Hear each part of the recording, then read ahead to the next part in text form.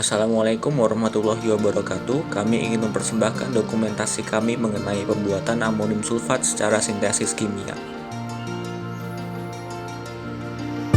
Alat dan bahan yang dibutuhkan adalah asam sulfat teknis 98%, amoniak teknis 25%, wadah plastik HDPE 1 liter, gelas ukur plastik HDPE dengan akurasi 10 ml, toples kaca, botol titrasi HDPE, dan casing bulpen sebagai pengadu. Untuk alat keamanan kami menyiapkan karpet basah untuk mengelap tumpahan bahan kimia, ember dengan 20 liter air sebagai pelarut asam yang menempel pada peralatan dan tangan. Kami juga menggunakan respirator hidung ganda dengan filter RC203 produksi Blue Eagle, kacamata keamanan, serta jas laboratorium sepanjang lutut dengan lengan panjang.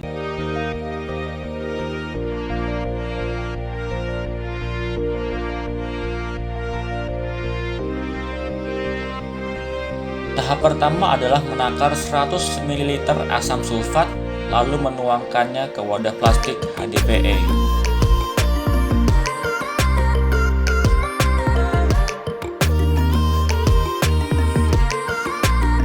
Berhati-hatilah dalam menangani asam sulfat. Tetesan asam sulfat dapat menyebabkan iritasi dan diskolorisasi permanen pada epidermis. Jika ingin membuka jerigen asam sulfat, lakukan perlahan, jangan sampai ada gerakan mendadak. Jika terasa sedikit saja iritasi atau gatal pada jari, segera rendam tangan pada air keran selama 10 detik.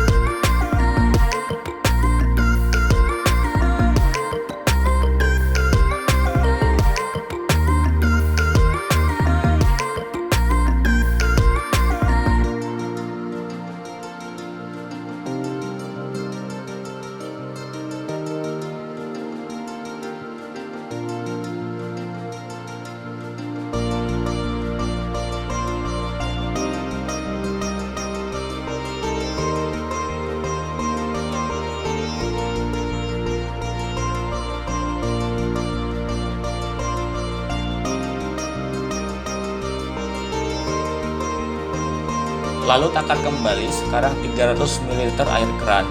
Dalam konteks ini tidak diperlukan air sulingan karena impuritas yang terbentuk nantinya tidak akan mengganggu efikasi amonium sulfat sebagai pupuk.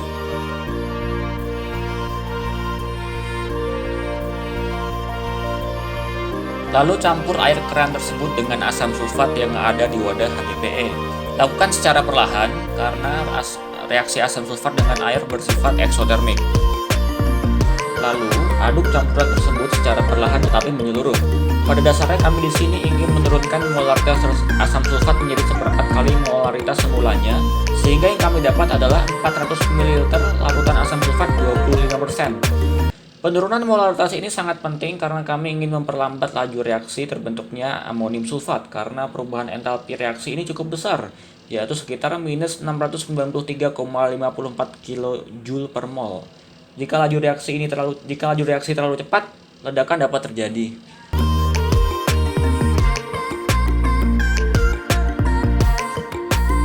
Lalu, tuang larutan tersebut ke toples kaca.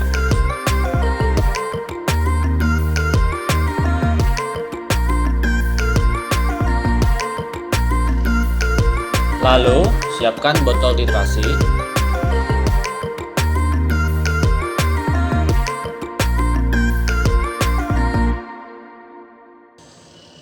Kemudian, takar kurang lebih 100 ml amonia teknis menggunakan gelas ukur. Berhati-hatilah juga pada tahap ini, cipratan dan uap amonia dapat merusak membran mukosa. Buka tutup jerigen secara perlahan, jangan ada gerakan yang mendadak.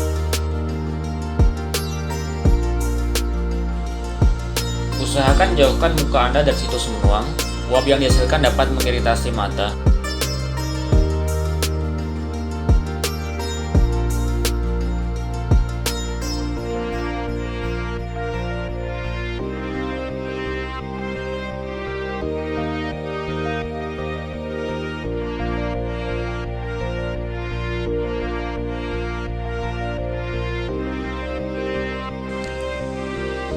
Sekarang masukkan amonia tersebut ke dalam botol titrasi.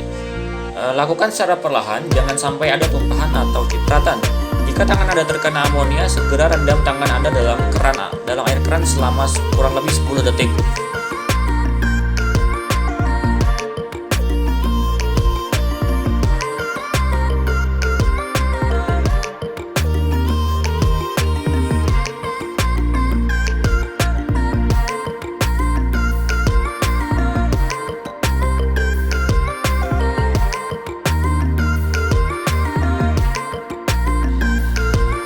Kemudian, tutup botol titrasi secara rapat agar tidak terjadi tumpahan. Untuk memastikan apakah botol sudah tertutup rapat, cek apakah tutup botol berbaring paralel sempurna dengan kepala botol. Jika iya, maka botol sudah tertutup rapat. Sekarang kita masuk pada tahap titrasi. Perbaiki dan stabilkan postur Anda agar titrasi berlangsung secara mulus. Sekali lagi, pastikan muka Anda jauh dari situs titrasi tetapi dekat dengan sumber air. Lakukan titrasi secara perlahan. Setiap 1 menit, aduk campuran untuk meratakan distribusi dan reaksi. Jika toples kaca menjadi terlalu panas, tunggu beberapa saat. Jangan sampai wadah reaksi pecah.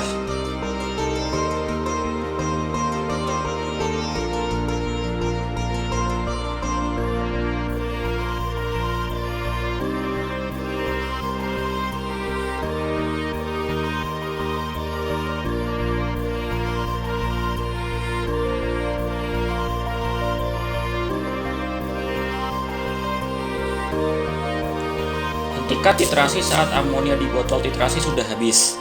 Setelah itu tunggu 5 menit agar reaksi-reaksi residual antara amonia dan asam sulfat dapat selesai. Jika sudah, yang tersisa adalah larutan inert dari garam amonium sulfat.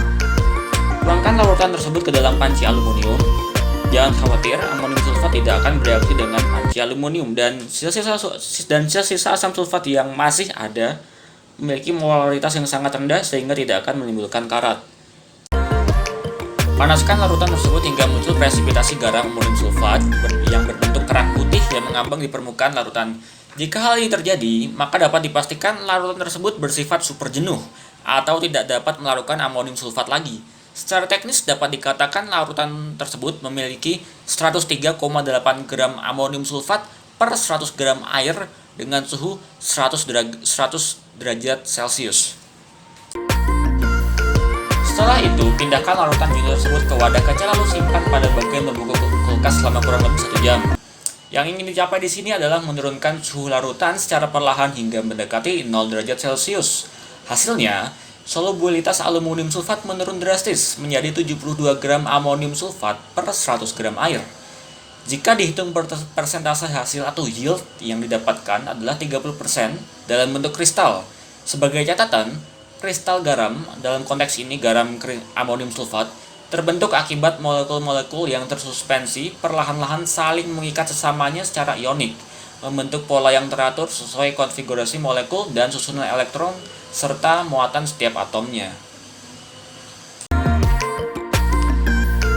Jika kristal sudah terbentuk dan melekat pada wadah kaca tersebut, buanglah cairan sisanya lalu keringkan kristal tersebut.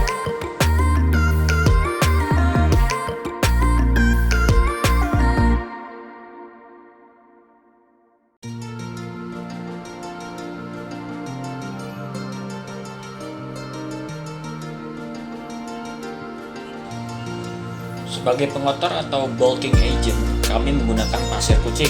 Kami gunakan pasir kucing dengan harga dan kualitas paling rendah karena jenis tersebut tidak mengandung agen penggumpal seperti tepung maizena. Rasio dari campuran peradat kami secara massa adalah 10% amonium sulfat dan 90% pasir kucing. Hasilnya adalah produk pupuk amonium sulfat dengan konsentrasi 10%.